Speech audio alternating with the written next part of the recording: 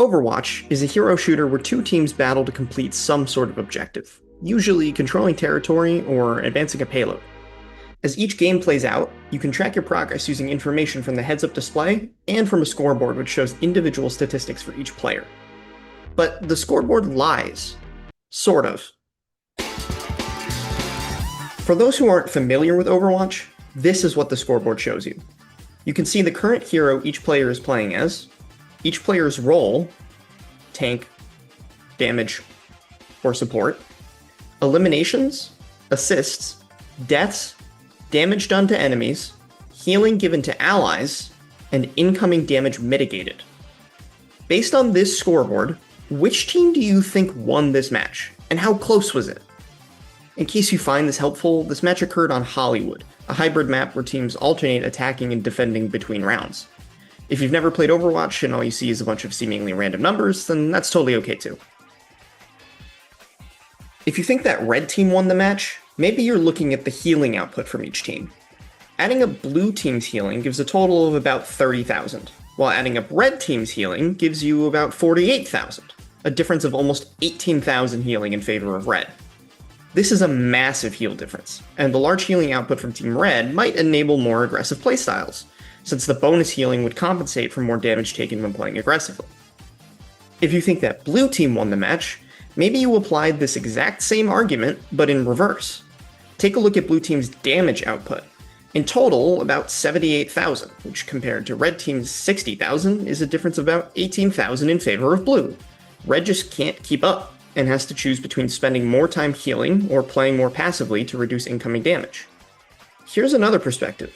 Blue team's supports have more than double the damage output of red team supports, but red team's supports have more healing than blue team supports. Maybe this is because blue team is dealing with more damage overall, so red team has to provide more healing to compensate, and since they generally can't do two things at once, they do less damage, which means that blue team's supports don't have to do as much healing, so they can focus more on doing damage, which red team supports have to compensate for with more healing, and so on. This is an equilibrium? On one hand, if red team is out-healing blue team, then red team can play aggressively. On the other hand, if blue team is doing more damage, then they are preventing red team from playing aggressively. Consider this too. The red tank has about 8,000 healing while playing Orisa, but Orisa doesn't have any abilities that are capable of healing, so how is this possible? The answer is that the tank player spent most of the match not as Orisa, but as Roadhog, a character with a self-healing ability. This is an important distinction, since Roadhog, as of recording this, can only heal himself. The scoreboard fails to reflect not only which heroes each player was previously playing as, but also which players are receiving damage and healing, which is important contextual information for assessing the state of the match. The only decent predictor of what actually happened in this match is eliminations and deaths. Blue team has a total of 132 eliminations compared to red team's 100, and blue team only has a total of 44 deaths compared to red team's 50. This would indicate a close game with blue team ultimately coming out on top, and this is exactly what happened. Blue team managed to deliver the payload in overtime, while red team came only a few meters short. Generally, the team with the higher elimination total and lower death total will ultimately win, but there are plenty of exceptions to this rule. Why should you care about any of this? We just spent a lot of time talking about nothing and reaching basically no conclusion. Imagine yourself as one of the players in this match. What can you learn from this information? If you're on red team and have fewer eliminations than blue team, what does that tell you other than you are likely losing? If you're losing, you probably already know that. What do you change? How do you react differently? What is your new plan? This is the core problem. It's a feedback issue. The scoreboard is cool, but none of the information is contextualized. It's useful at a surface level, but that's it, and sometimes it can even be misleading. Many players use the scoreboard to try and diagnose problems that may not even exist. While the scoreboard itself doesn't lie, we often use it to lie to ourselves. Let's look at another example. This is Rocket League, a game that is basically just soccer but with rocket-powered cars instead of humans. Rocket League also has a scoreboard. This is what it looks like. It lists each player's goals, assists, saves, shots, and this other stat called score? Score is Rocket League's mediocre attempt at showing individual contribution. You get points for doing things, such as 2 points for touching the ball, 100 points for scoring a goal, 50 points for an assist, etc. It's cool, I guess, and a nice way to wrap up all of my stats from the game into one neat little number that I can use to show my teammate that I'm objectively better than them, and I couldn't possibly be the reason why we're losing, even though I've missed 3 open nets and 2 easy saves, and I think we found the problem here. This number still tells us nothing about what actually happened in the game. If anything, it reduces clarity rather than enhancing it. Fancy scoreboards are nice, but their purpose is misrepresented to players. At worst, they tell us nothing, and at best, they tell us something about the game state. What they don't tell us is what caused the game state to be what it is. That information, the cause and effect of player actions, is crucial to understanding how to play a game. And that's what players actually care about. Players want to know the impact of their choices clearly and immediately. In addition, when a player makes a quote-unquote good choice, they want to benefit from it. This is called value, and value can take many forms. In Overwatch, it could be eliminating an enemy. In Rocket League, it could be scoring a goal. In chess, it could be capturing an opponent's piece. But often, value is a lot more nuanced than that. In Overwatch, eliminating an enemy provides value, but simply doing damage to force that enemy out of position is also valuable. How valuable exactly depends on the situation. This makes value extremely difficult to quantify, which makes creating meaningful statistics also difficult.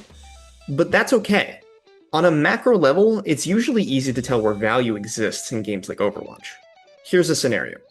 You're easily eliminating enemies, barely dying, the enemy team is scrambling. Telltale signs of high value. It feels good, it's satisfying. You are being rewarded for playing well. But zoom in, and things get blurry. Where exactly is the value coming from? Are you timing your engagements with your team? Are you aiming better than everyone else? Are you making good use of space? Is your team's hero selection more cohesive than the other teams? These questions often lack objective answers, which allows for players to make meaningful choices about how to play the game in a way that is both interesting to them and suits their individual playstyles and strengths. Also, what provides value in one match may not provide as much value in another, so adapting strategies based on context keeps the game feeling fresh. Overwatch is not a problem that can be solved, but rather a system within which exist many problems and many ways to approach said problems. I call those problems pressures. Pressures are simply problems that result in adapting player strategy or behavior. Pressures are not just problems that you as a player face, but also problems that you create for other players to face. I believe that pressure is an under-considered lens through which players can strategize and identify value in games, and through which game designers can create interesting, evolving, and/or adaptive interactions between multiple players or between players and mechanics. I also believe that pressure can be used as a lens through which we can better understand human behavior and the world around us. As I said before, a pressure is a problem that results in a player's behavior or strategy changing. Pressures come in many forms, and I've done quite a lot of thinking about how to categorize them. But in the end, I feel like there just isn't a great way to do so. Each pressure you point to is fairly unique, and as a result, I can't come up with a set of categories where every pressure fits neatly into only one. So here's my compromise. I'm going to present you with 3 general categories, but sometimes I can and will be more specific, and sometimes pressures will fit into more than one of these categories, and you and I are just going to be okay with that. Cool? Cool. The first type of pressure is resource pressure. These are pressures that, as the name implies, are directly linked to in-game resources. More generally, you can think of resource pressures as being tied to the objective game state. There's tons of different resource types, and I'm just going to list a few here, but don't limit your thinking. If it seems like a resource, it probably is one. Some resources can be spent like currency. Sojourn is a damage hero in Overwatch whose primary weapon fire shoots rapid projectiles. These projectiles on their own are a type of currency that you spend by shooting. Also, when these projectiles hit an enemy, Sojourn builds up railgun charge, up to a maximum of 100. She can then discharge the railgun, using up all the charge in the process. Charge also acts as a currency, where you accrue it over time and then spend it to do damage. When Sojourn has full charge, she has more damage potential, and is therefore better equipped to challenge enemy players and win duels. In other words, when Sojourn's railgun is charged, she can apply more pressure to the enemy team. When Sojourn's railgun has no charge, she has less damage potential, and therefore is significantly less dangerous to the other team. In this case, she is under pressure, and will probably be looking for large targets to help build charge. Depending on the pressure, the strategy and behavior change. Some resources can't really be spent in the same way. Health is a good example. When a player has full health, they are at less risk of dying, and therefore can position aggressively, even if it means taking some damage from the enemy team. If a player's health is critical, then they should probably position more conservatively to prevent being eliminated. The risk just isn't worth it. High health equals more ability to apply pressure, low health equals under pressure. Another type of resource that I unfortunately must discuss is time. I say unfortunately because timers are often used as a design crux in place of more interesting mechanics, but this isn't always the case. Sometimes timers are necessary, and they certainly have an impact on gameplay. In Overwatch, the defending team may save their ultimate abilities until overtime in the hopes of achieving a quick team wipe or forcing the attacking team off the objective for long enough for overtime to expire. The attacking team is under time pressure to make something happen before time runs out, which allows the defending team to exploit that pressure to add additional resource pressure on the attacking team. The last resource I'll be discussing is maybe the most important resource in all of Overwatch and maybe even all of gaming. Space. Space, or positioning, is so valuable in so many games because it directly impacts nearly every choice that you make and usually directly correlates with risk. Still in Overwatch, this map is called Midtown. On the first objective, the attacking team must go from their spawn room here all the way to the objective here. Meanwhile, the defending team is trying to prevent that. To progress, the attackers just need to walk from point A to point B and then make sure that the defenders aren't also standing on point B. That's literally it. Space is the name of the game. In order to successfully defend, the defenders must control the space while giving up as little as possible. How do they do this? There isn't one correct answer, but it all starts with their own positioning and how they leverage that spatial control to pressure the attackers, preventing them from moving forward. For example, a medium to long-range damage hero might position up on this high ground here, since they have sightlines to this corner, the window, and the corridor, all the while having environmental cover from the train on the left, as well as the floor from being on an elevated point. A tank with a shield could support this position by placing their shield around this corner. But this is just one potential partial solution of many. The attacking team might challenge this setup by playing in the window, or by playing a hero that can use movement abilities to quickly dive up, pressure the defender to retreat, and then dive back before dying. In both cases, the attackers might not secure any eliminations, but they are pushing back the defenders, and therefore are one step closer to securing the objective. Pressure resulting from space appears in pretty much any game where you or a playable character exist in a space. Playing Pac-Man, will your strategy be the same in this game state compared to this game state? What about playing Tetris? Will your strategy be the same in this game state compared to this game state? Moving on, the second type of pressure is social pressure. This involves player behavior changing in response to other human behavior, social norms, expectations, or emotions. In short, it's about your instincts and how you feel. Social pressure tends to be situational and specific to certain games or gameplay moments, and there also tends to be significant overlap between social pressure and other pressure types. So rather than spending a lot of time attempting to generalize, let's just look at some examples. Social deduction games, Mafia, Among Us, Chameleon, Push the Button. All of these games rely on players being either innocents or pretenders, the innocents trying to deduce who the pretenders are, and the pretenders trying to avoid getting caught. The pretenders win by avoiding suspicion, which can be done by blending in. Lying tends to be difficult for most people.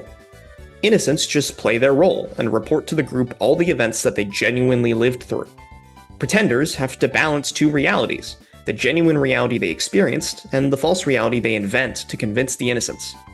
This increases the cognitive load for the pretenders, often resulting in small changes to behavior, body language, speech patterns, everything they do. If the innocents notice this, the pretender's cover is blown, so the pretender is under pressure to mask these behavioral changes. If the pretender feels any anxiety about potentially getting caught, then their behavior might change even more, increasing the pressure level. Now, I hate to bring down the mood, but I have to address it eventually. The truth is, not all pressures result in healthy gameplay. Some are boring, distressful, or even toxic. Let's call these dark pressures. That sounds exciting. And ominous. Picture this. You queue into a competitive Overwatch match and lock in your favorite hero, Tracer. The match starts. It's control on Ilios Well. You rush the objective to create space for your team, but you are immediately shot dead by the enemy Hanzo. Lucky shot, tough break. As soon as you respawn, you rush point again. The enemy Roadhog hooks you. One left click, and you're gone. Your teammates start flaming you. Should have let me play Tracer, they say. Uninstall the game. GG, go next. The first round hasn't even ended. You're defeated, both in-game and emotionally. You can feel the quality of your mechanics and strategy deteriorating. But it's just one match. Maybe the next one will be better.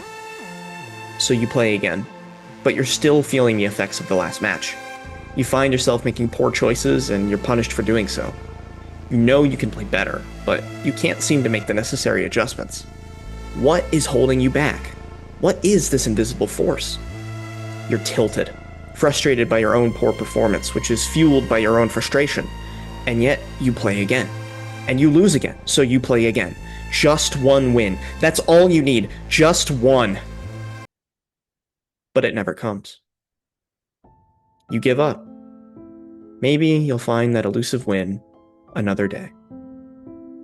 The negative comments from your teammates is a dark pressure. Your anxiety about your own performance is a dark pressure. Your frustration is a dark pressure. Your incessant desire to win even a single match is a dark pressure. All of these pressures are also social pressures, and despite your attempts to suppress them, your gameplay is negatively affected. If you'll let me be optimistic for a moment, I'd like to point out that pressure, including dark pressure, can almost always be reduced or fully alleviated. If your teammates are flaming you, then you can mute them, or turn off social features entirely. If you're frustrated, you can put down the game for the day and come back tomorrow with a clearer head. It may not be what you want in the moment, but it's important to put our well-being first. The fewer dark pressures we encounter, the better our player experience will be. This is also a reason why it's important for designers to evaluate what pressures are present in their games and how these pressures affect the gameplay experience. But I'll talk about that in more detail later. The third and final type of pressure is information pressure. This covers all pressures that relate to a player's knowledge of the game state or lack thereof. While social pressures are about what we feel, information pressures are about what we know. Let's think back to our social deduction game example. The cognitive load of having to pretend to be innocent is a social pressure, but your individual behaviors that implicate your guilt create an information pressure. The more times you slip up, the more evidence the innocents have against you, and therefore the more pressure you're under. Overwatch is loaded with information pressures, and Sojourn's railgun is yet again a perfect example. When Sojourn's railgun is charged, it emits a glow, signaling to enemies that she could take them out with the press of a button. Even if she never discharges her railgun, the fact that she could instantly eliminate an enemy causes the enemy team to either position passively or take on significant risk. That information alone, regardless of outcome, pressures an entire team to alter their behavior. Chess is a game of mostly resource pressures, but there is a fun variant of online chess called Fog of War, where each player can only see squares in the board that their piece can reach. Players can't see most or all of their opponent's pieces, and therefore also can't detect many threats. The pressure shifts the focus from calculating the outcome of each move to assessing the risk of each move. Every bit of information a player gains about their opponent's position reduces the pressure by hinting at what moves are likely to be safe. Let's pretend we're playing white, and so we get to move first. Currently, we can only see all the squares on ranks 1 through 4. Our first move is, how about e4? We lose vision of e3, but our pawn can now see e5. We also gain vision of b5 and a6 as a result of our bishop on f1, and we gain vision of h5 as a result of our queen on d1. Maybe on our next turn we should play queen to h5 in an attempt to target the enemy king that is presumably on e8. It wouldn't be the best strategy in regular chess, but this is Fog of War chess. Totally different. There is one flaw with the strategy though. What if black plays g6 in preparation to fianchetto? Is that a real word? This would make sense, since the bishop would have a long sightline, granting black precious information about where our pieces are. But if we play e4, black plays g6, and then we play queen h5, our queen is in major trouble. And because of the fog, we wouldn't know until after we play the move. We would then watch helplessly as our queen disappears from our view. How likely is all of this to happen? Not very, but we still need to consider our options and evaluate the risks. The pressure of not knowing where our opponent's pieces are alters which strategies we are willing to follow. Thankfully, in this scenario, the pressure is alleviated for us. Remember, we just played e4, and we're thinking about what we might play next while we wait for our opponent to move, which they will do right now. We didn't do anything, yet our information changed. e5 is now covered in fog, which means that our pawn on e4 can no longer reach it. The only way this is possible is if our opponent moved a piece onto e5, therefore blocking our pawn, and the only piece capable of reaching e5 from the starting position is this pawn on e7. Our opponent must have played e5, which means we can safely play queen h5. Pressure gone, for now. To sum it up as simply as possible, we have three categories of pressure. Resource pressure, which is pressure from the game state itself, social pressure, which is pressure from how players feel, and information pressure, which is pressure from what players know. The three categories are all linked together, and there's definitely overlap between them. Some pressures are healthy, and others are unhealthy. We call the unhealthy ones dark pressures. That's it. That's all you need to know. Now let's talk about why it matters. Back to the scoreboards. We've already acknowledged that the data from these boards tells us a little bit about what has happened, and almost nothing about why. As players, we lack context. So what can we do? We can start by observing the context in real time as games play out, and we can record our gameplay to watch back and analyze.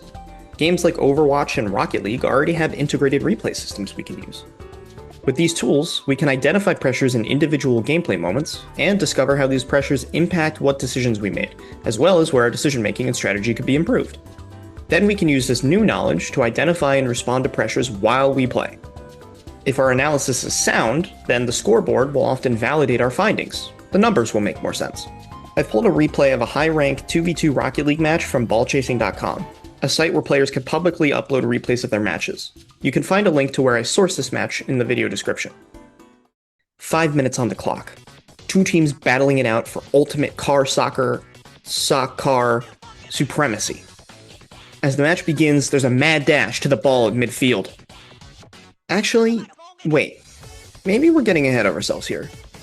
Getting to the ball first might seem like an obvious first move, but what does each team actually want to happen during the kickoff? What are they trying to accomplish? An inexperienced player would probably just throw themselves at the ball in the hopes that it starts rolling towards the other team's net. Is that really all that's happening here?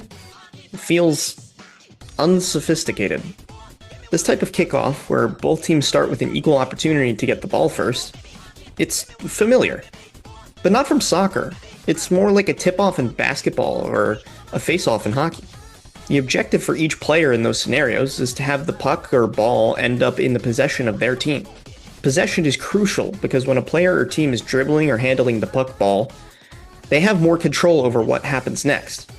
In other words, the team with possession has more freedom for action, while the defending team is limited to mostly reaction.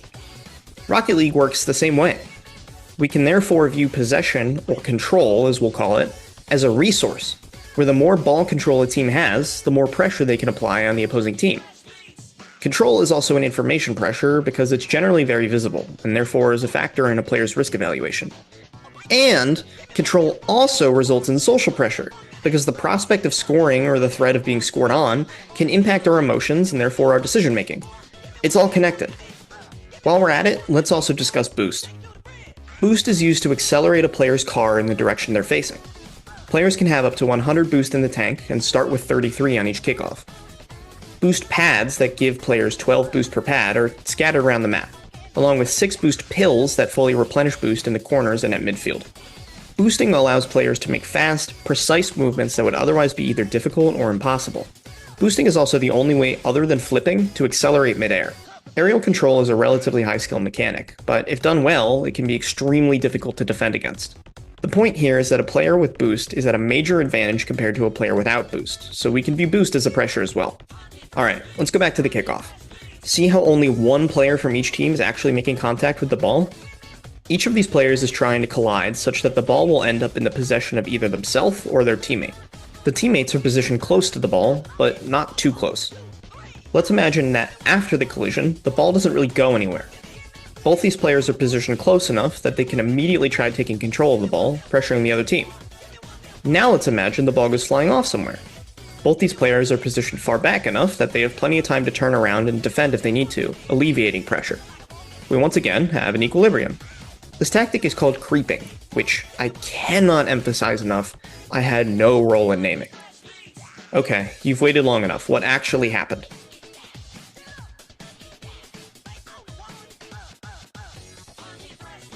Just based on the first 5 seconds of this match, who do you think is winning? At first glance, this kickoff looks pretty good for blue team. The ball is in orange team's corner, so blue team is pretty much just a good shot away from scoring here. But if this position is so good for blue, shouldn't they be playing aggressively here to try and get an early lead? Why are they still both in their half of the field? Also, the reason the ball is in orange's corner in the first place is because orange hit it there. Why did they do that? Let's watch the kickoff again, this time analyzing the pressures involved. The literal movement of the ball immediately following the initial collision is fairly neutral. It travels up into the sidewall, not really favoring one team or the other. The circles on the players' name tags show how much boost they have, and as you can see, they're all empty. This means that none of the players have much of a chance of controlling the ball while it's still this high up in the air, and less control means more pressure against them. So both teams initially respond by playing defensively. Rather than trying to find a way to apply pressure on the opposing team, they instead stick to safer methods of alleviating their own pressure. Everyone goes to get boost, and then moves towards their team's half of the field. But this player for orange, Lef, sees an opportunity. Lef is going to be our protagonist for a bit. Let's watch the kickoff one last time from Lef's perspective.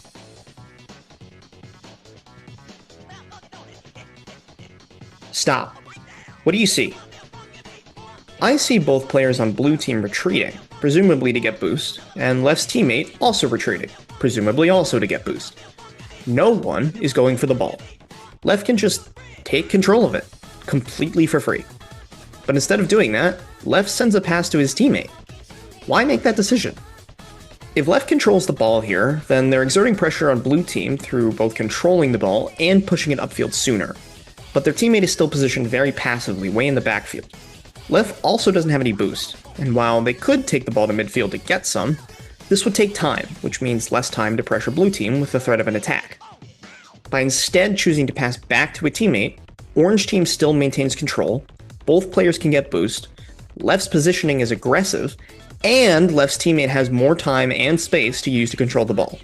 Sure, orange gives up some pressure by pushing the ball deeper into their half, but in my eyes this trade-off is well worth it.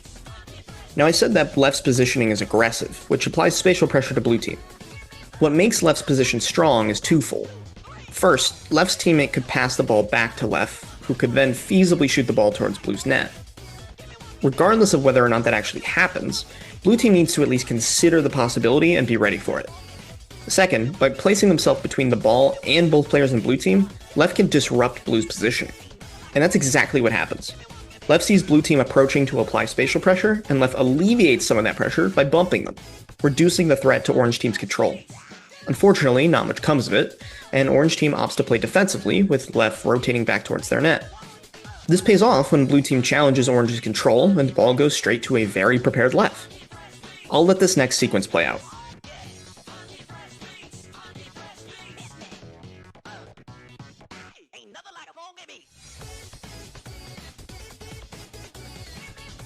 It's really a beautifully executed sequence from orange team. Lef passes the ball, blue is placed under immense pressure in a dangerous 1v1 that they only narrowly escape from, leaving them scrambling to recover and clear the ball away from their net. But Lef once again is right there to capitalize, and eventually the pressure is too much for blue to handle. A well-placed shot is all it takes. 21 seconds for orange to score. Pressure is everything. You apply pressure, you win. You succumb to pressure, you lose. Orange dominated this sequence because they created pressure from space and ball control. Now let's look at the scoreboard. Blue team has a total of 52 points, 0 goals, assists, or shots, and only 1 save, which we saw earlier. Since 50 points are awarded for a save, and 2 points are awarded for most touches, this means that the only time that blue team touched the ball uncontested was to save orange's first shot. I don't think I need to explain to you why that's a problem for blue. Granted, there is still 90% of the game left to play, so I wouldn't be worried for them just yet, but based on what we've seen so far, I'd probably put my money on orange to take the win this time. They eventually do, but blue keeps it close. Something to celebrate, though. The scoreboard makes sense now! We did it! We saw the context and were able to create meaning from the numbers! Good job, everyone. But also, we didn't really need the numbers. Sure, they validated our findings to some extent. The scoreboard showed us exactly what we expected to see. But ultimately, one thing is still clear. The scoreboard needs the game context. The game context doesn't need the scoreboard. Now, I'm not arguing for the scoreboard to be removed. Believe it or not, I actually quite like the scoreboard. I love numbers and spreadsheets and data and collecting it. In fact, here's a spreadsheet of scoreboards from a handful of Rocket League games that I played. I was curious to see which metrics correlated with my wins and losses. Is individual player score a good predictor of whether the player won or lost a match? Absolutely not. Does a higher score generally correlate with more wins? Yeah, it does. Is any of that surprising? Not in the slightest. I collected the data for the love of the game, literally. My point is that the scoreboard is fun, but if you're trying to play to the best of your ability or are trying to improve at your favorite game, you shouldn't look to a scoreboard to give you answers. Most games don't even have scoreboards. Looking for the pressures is a much better place to start. I'm not going to provide a specific framework for designers to follow. Pigeonholing players into a specific game experience is one of the most selfish things a designer can do, so I also don't want to pigeonhole designers into a specific way of thinking. Instead, I want you to think of pressure as a lens to ideate and solve design problems. Let's walk through a very high-level overview of what that may look like. Imagine a game where you as a player exist in a world. Shocking, I know. You can move, jump, and have a simple melee attack. Every minute, 5 enemies will spawn in the world and try to kill you. You stay alive and fight enemies until you take too much damage and die. Simple. It's a game. Pretty boring, though. Our gameplay loop at the moment looks like this. Enemies spawn, you fight the enemies. If you succeed at fighting the enemies, then more enemies spawn. If you fail at fighting the enemies, you die. The main pressures in this system lie here, with the enemies. There are also external social pressures that are specific to each individual player, but as designers, we don't have a lot of control over those pressures, so for this example, we'll just focus on pressures that exist within our game world. When enemies approach the player, they create a spatial pressure that the player can alleviate by moving away. The threat of damage is an information pressure as well. These pressures are dynamic. When enemies are closer to the player, or when there are more enemies, there is more pressure. When enemies are farther from the player, or when the player takes out some enemies, there is less pressure. Where the pressure falls short in this case is that it isn't adaptive. Players handle pressure in different ways, and players have different abilities to deal with pressure. Adaptive pressures tailor themselves to individual players. Some of you may be familiar with this graph. This is a representation of psychologist Mihai Csikszentmihalyi concept of flow. We want our players to experience flow, so the takeaway for us is that the optimal gameplay experience balances challenge with skill. If skill outweighs challenge, the game is too easy, and the player is bored. If challenge outweighs skill, the game is too hard, resulting in anxiety or frustration. We can adapt this graph by replacing challenge with pressure and skill with ability. At any given moment in our little game concept we're working on, the pressure from the enemies can be represented as a value on the pressure axis. Let's say it's right in the middle. The enemy pressure is dynamic, meaning the amount of pressure changes from moment to moment. So in reality, it's less of a single value and more of a range of values. A player's ability to manage pressure can also be represented as a value on the ability axis. The intersection of the player's ability and the pressure range shows us the range of possible gameplay experiences for that individual player. Here's where the problem lies. A player with low ability will be stuck in the anxiety section. They will simply lose again and again. Meanwhile, a player with high ability will be stuck in a perpetual loop of boredom, where enemies spawn, the player eliminates them immediately, and then the player sits and waits until enemies spawn again. This is an accessibility issue. The good news is that we as designers can control the pressure. If a static pressure is a value and a dynamic pressure is a range, then an adaptive pressure is a pressure where the range moves to ensure that the gameplay experience exists in the flow section. Here's an idea. In our current system, every minute 5 enemies spawn. What if instead of spawning 5 enemies every 1 minute, the game spawns 1 enemy the first minute, then 2 enemies the second minute, and each minute more and more enemies spawn? The pressure, and therefore difficulty, scales over time. On the graph, the pressure range will start way down here, ensuring that gameplay is accessible to low ability players. Over time, this pressure range will begin to rise, and the gameplay experience for high ability players will enter the flow region. At some point, the pressure range will exceed player ability, causing the player to exit the gameplay loop. But importantly, every player will have time in the flow region. The new time pressure causes the enemy pressures to be adaptive. This is a major improvement to our game, but we can do even better.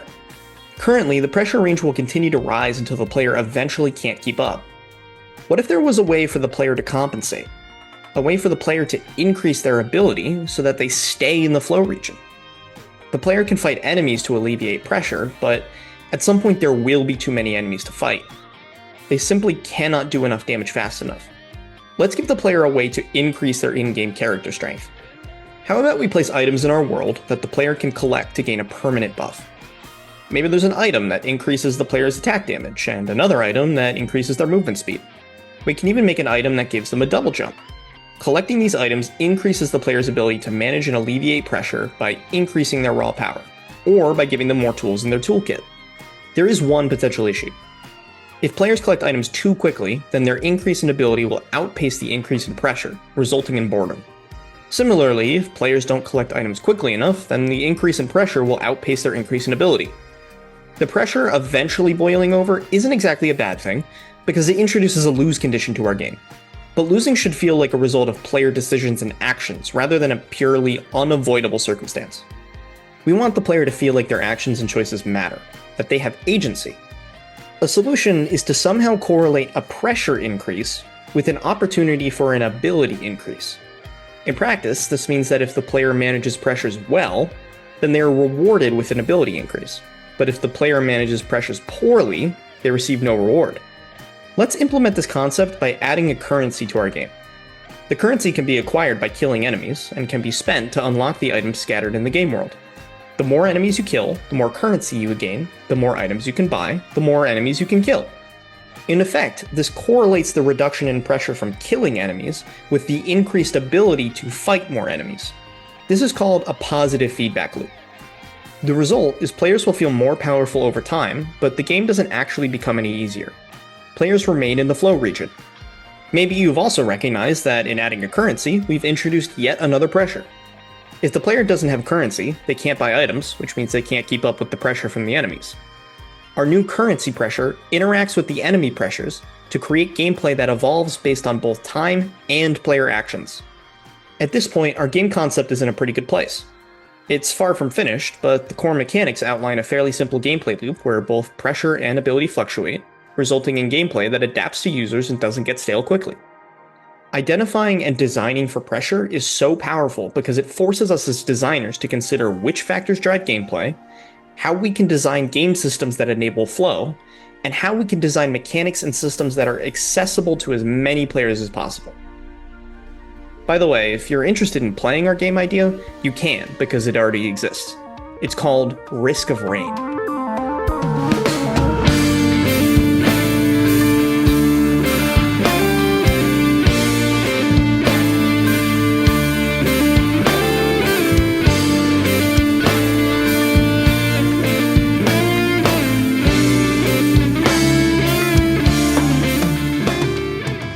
The footage you're looking at is actually from Risk of Rain 2, because I haven't personally played the first one, but the gameplay loop is essentially the same. Do I think the developers of this series were using pressure as a lens for their early design concepts? No, I definitely don't. At least not how we just did. But it is really insightful how we can recreate some central mechanics from the successful game franchise by layering pressures. I imagine that this way of thinking could also be applied mid-development to diagnose design issues using data from playtesting, or even post-launch to make balance changes. At this point, I should give a big disclaimer that I maybe should have given at the start of this video. All the ideas I'm presenting are just that, ideas. Consider everything I say as food for thought, rather than objective truth. I actually don't think there is much objective truth to be found on this subject, but any semblance of quote-unquote truth is particularly fuzzy in this last chapter. I want to attempt to expand our horizons a bit. We've spent the last however many minutes talking about pressure and feedback in games. Can we apply our pressure lens beyond the scope of games? Well, for starters, what is a game? Lots of philosophers and scholars and designers have attempted to create an objective definition of a game. I have a personal favorite. A game is a rule-based system in conflict with an uncertain outcome. I love this definition because it clearly lays out 4 criteria that we can use to determine if something is a game. First, is it a system? Second, are there rules that affect what can happen within the system? Third, is there a conflict? And last, is the outcome of the conflict uncertain? I also love this definition because it challenges our intuition of what is and isn't a game. Let's try using it. Rocket League. Is it a system? Yes, there are players and controls and moving parts, and they all interact with each other. Are there rules? Yes, score goals, you win. Is there a conflict? Yes, orange team versus blue team, one must win and the other must lose. Is the outcome uncertain? Yeah, either team could win depending on what interactions occur within the system. 4 criteria met, definitely a game. Let's test this definition with something that's definitely not a game. How about math class? I'm going to draw upon my own experience in middle school and high school math classes in the US public education system, but I encourage you to think about your own experiences as well. Is math class a system? Yes, there are many moving parts like a teacher, students, class time, homework, etc. Does the system use rules? Yes, students must go to class, do work, take tests, and get a grade based on their test results. These are the rules that students must follow to do math class. Students are also required to behave in certain ways, like not talk while the teacher is lecturing. Last 2 criteria. Is there a conflict, and is the outcome of that conflict uncertain? Yes, and yes. Students must do well on the test in order to get a passing grade. Not every student passes. There is essentially a win condition and a lose condition. So, math class is a game then? No, that's preposterous. I sat in math class all day waiting for the bell to ring so I could go home and play games. Games are fun. Math class was boring. Math class is serious, but games are... Wait, actually games can be serious too. Huizinga talks about this in his book Homo Ludens, which is considered a canonical text in the play research space. There are plenty of ideas in that book that I agree with, and plenty that I don't. But the point is, there are serious games. For example, one of the first and most prolific serious games is Microsoft Flight Simulator, but in that game, you just fly a plane. Why do we view this simulation as a game, but flying in real life as a job? Maybe they really aren't so different. People who fly planes tend to love doing it. Some people fly planes as a hobby and don't have an interest in becoming a commercial pilot. To them, flying is fun and interesting. That's it. Similarly, some people actually enjoy math. Absurd, I know. But I also kind of get it. I remember being in Algebra 2 in high school and thinking of my factorization worksheets as puzzles. We had learned a bunch of ways to factor algebraic expressions, and it was my job to figure out which method to apply to which problem. This isn't far off from how many puzzle games operate.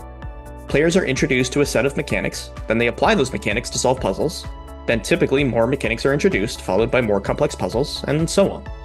The takeaway here is that in puzzle games, players learn how to play, then they get a chance to apply their knowledge. In math class, students learn how to solve problems, then they get a chance to apply their knowledge. Let's just choose a puzzle game for the sake of example. How about Portal, which is a game where you use portals to solve puzzles? Most people who play Portal think it's fun. At least that's what I've concluded from the many positive reviews and rewards it has received since its release in 2007. I personally have never met anyone who has described math class as fun. Though I am confident those people exist, they are certainly not a majority. This, in my eyes, is the key difference between Portal and math class. Quick edit, I want to emphasize that being fun is not a criteria for being a game, hence why it's not in the definition we're using. Many games are not fun. While we will discuss causes that result in fun, what exactly fun is or means is outside the scope of this video.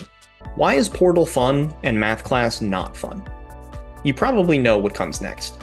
One last time, let's go searching for the pressures. With some exceptions, you are generally able to wander around the test chambers of Portal at your own pace. Math class only has a limited amount of class time, a limited amount of time between classes to do homework, and a super limited amount of time to take tests. You can fall behind in math class. You can't really fall behind in Portal. So there's a time pressure that contributes to a sense of stress and anxiety for students. When you make a mistake on a math test, you are punished with a worse grade, and then you just move on to the next subject. You don't get a chance to learn from it. In Portal, if you make a mistake, you try again. Number of attempts is a resource that creates unwanted pressure for math tests. That doesn't create an environment that's particularly conducive to learning. This is compounded by the social pressure created by the stakes of failure. If you fail math class, that could have implications for your ability to graduate on time, your chances at being accepted to colleges and universities should you seek that path, and potentially even your job prospects. In Portal, if you fail, you respawn and you try again. One could argue that Portal is fun because it doesn't matter. There are no significant negative consequences. One could also argue that people who score well on math tests probably enjoy math class more, since they don't have to worry as much about the consequences of performing poorly. This results in a positive feedback loop, since knowing a lot about math makes math more enjoyable to learn about, resulting in learning more about math. On the other hand, if you struggle with math, you probably enjoy it less, since you will worry about your performance, hindering your ability to learn. This is a negative feedback loop. And if the well-performing students are positioned to learn more, while the poorly performing students are positioned to learn less, what we are left with is inequity. How do we solve this? I have no idea. This is a huge problem that many scholars, including myself, are actively working on. I do think that identifying and working to alleviate dark pressures can point us in the right direction.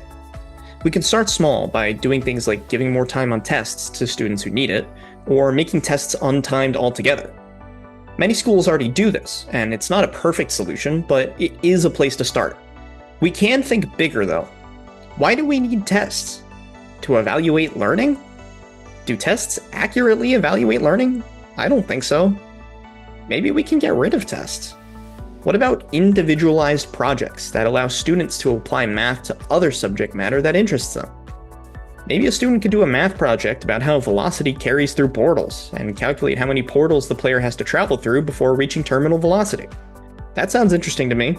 Again, not a perfect solution, but it's an interesting idea. At least it feels better to me than what we have now. This is a huge society-scale problem, or set of problems, that will never have a clear, simple solution.